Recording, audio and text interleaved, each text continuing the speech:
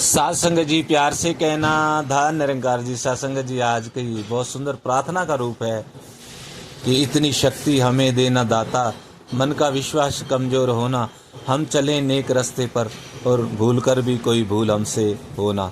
ये एक अरदास सत्संगत गुरसिख के हिस्से में सत्संगत अरदास ही आती है।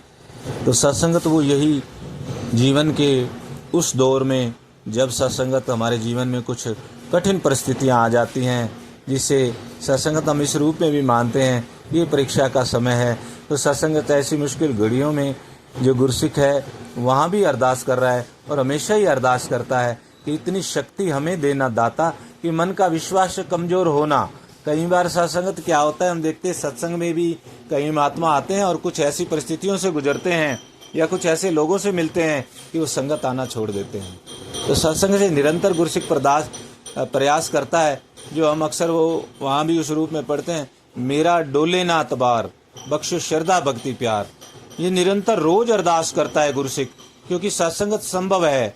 ये जो माया नगरी है इसके अंदर सत्संगत कभी भी अहंकार सूक्ष्म रूप में या और कोई ऐसा अवगुण अंदर आ सकता है। इसलिए सतगुरु माता जी कह रहे हैं कि ब्रह्मज्ञानी संत को हमेशा चेतन रहना है, अलर्ट रहना है कि जो मैंने प्राप्त किया है कहीं उसमें कोई कमी ना आ जाए। कि जैसे सत्संगत हम कहीं ऐसी जगह पर जाते हैं, कहीं दूसरी जगह पर, तो वहाँ पर अपना बैग जो सामान हमारा होता है स्टेशन पर, हम अक्सर खुद भी और जो हमारे साथ परिवार के सदस्य होते हैं तो कहते हैं कि अपना सामान और अपना ये सारी चीज़ें कहीं भीड़ भाड़ वाले उसमें कि आपने इसका ध्यान रखना है कि इसको कोई नुकसान ना पहुँचा दे, सामान को कोई निकाल ना ले। तो इसी तरह से सत्संगत माता जी कह रहे हैं कि हमने भी जो हमें ये ब्रह्म ज्ञान की दात मिली है ये चेतन रह करके इसका ध्यान करना है कि कहीं हम भी कोई ऐसी किसी की बात सुनकर या कुछ उस तरफ। इसलिए निरंतर गुरसिख यही अरदास प्रार्थना करता रहता है सत्संगत गुरु चरणों में कि मेरा डोले ना अतबार। और सत्संगत आज का जो ये विषय, इसमें भी यही अरदास प्रार्थना हो रही है कि इतनी शक्ति देना सच्चे पातशाह में कि ये मन का विश्वास हमारा कमजोर ना हो, क्योंकि यही एक डोर है जिसके सहारे गुरसिख भगत महात्मा जीवन की किसी भी परिस्थिति में घबराता नहीं, डरता नहीं। भक्त प्रहलाद का ध्रुव का जिक्र आता है, कितने कितने जुल्म हुए, कितना उनको तड़पाया गया, कितना उनको सत्संगत कष्ट दिए गए कि आप प्रभु का साथ छोड़ दो और किसी और रूप में मुझे मानो, कोई अहंकारी जो उस रूप में उस समय।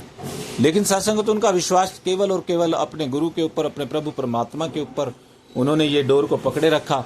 और कैसे आज हम उनका नाम ले रहे हैं, भक्त प्रहलाद का, ध्रुव का और भी कितने कितने भक्त महात्मा। तो सत्संगत यही कि इतनी शक्ति हमें देना दाता, मन का विश्वास कमजोर होना, हम चलें नेक रास्ते पर, नेक रास्ते पर चलें। जैसे सतगुरु पीर पैगंबर परोपकारी होते हैं तो जो उनके साथ मिल जाते हैं, जो संत महात्मा बन जाते हैं उनकी कृपा से, वो भी फिर उन्हीं जैसे बना देते हैं। वो जैसे हमें अक्सर वो भी सुनते हैं कि पारस तो लोहे को कंचन करे और संत सतगुरु करे आपन समान। ये अपने समान बना देता है।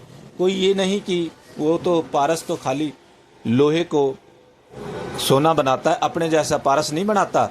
लेकिन सतगुरु जो है सत्संगत पीर पैगंबर अपने जैसा बना देते हैं। वैसी ही सहनशीलता, वैसी ही भक्ति, वैसा ही अदब सत्कार, संतोष, विश्वास, ये सब सच्चे पातशाह जो इनकी चरणों में जाते हैं अपने जैसा बना देते हैं। तो सत्संगत बहुत ही सुंदर प्यार भरी अरदास है।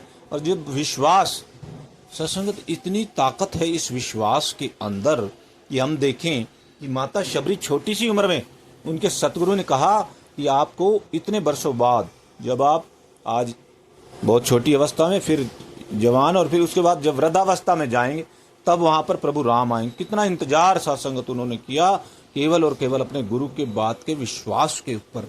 और जिन्होंने विश्वास किया वो स्वयं प्रभु का रूप, आज हम उनका ध्यान कर रहे हैं, वो अमर हो गए हैं सत्संगत। भक्त हनुमान की बात की जाए, कबीरदास जी की बात की जाए और मीराबाई जी की बात की जाए, गुरु रविदास की शरण में आए, गुरु रविदास की वचनों के ऊपर विश्वास किया और सत्संगत प्रभु की प्राप्ति हो गई। आनंद में आ गए, जहाँ ढूंढ रहे थे, जहाँ एक बार तो मीराबाई जी भी हिम्मत हार गए थे, कहने लगे जब भटक भटक कर घर से निकल कर प्रभु की ध्यान में तलाश में लेकिन गुरु के बिना कैसे वो तलाश पूरी होती। उन्होंने कहा लकड़ी जली कोयला भाई, कोयले से फिर राख, मैं अभागन ऐसे